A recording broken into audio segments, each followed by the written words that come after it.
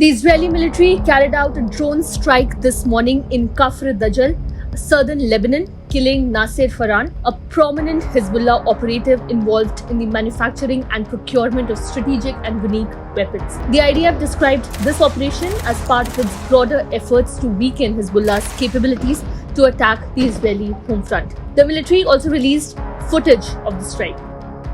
In retaliation for the killing of Farhan, Hezbollah launched around 30 rockets into the Upper Galilee region of Israel on Thursday.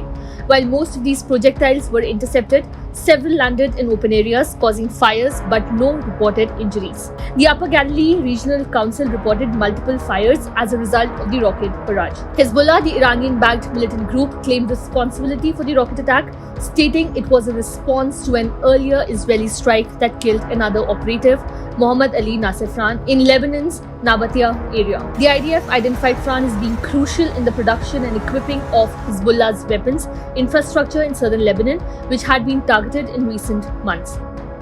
Following the rocket attack, 6 firefighting teams worked to control fires in the Emek Hula area near Kibbutz Eilat Hashar. Incident commander Rabbi Rashef Gadi Azulai reported that efforts were ongoing to contain the spread of the fire with assistance from the Nature and Parks Authority.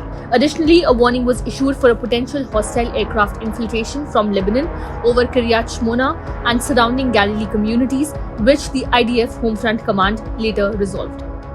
Hezbollah issued a second claim of responsibility for attacks on Thursday, stating it targeted spying equipment at an outpost in Metula. The group has conducted nearly daily attacks on northern Israel since joining the conflict in support of Hamas following the Gaza-based group's October 7 massacre. These attacks have resulted in over 20 Israeli deaths and significant physical damage. Currently, more than 80,000 residents from 42 northern Israeli communities within 6.2 miles of the Lebanon border remain internally displaced due to the ongoing threat from Hezbollah.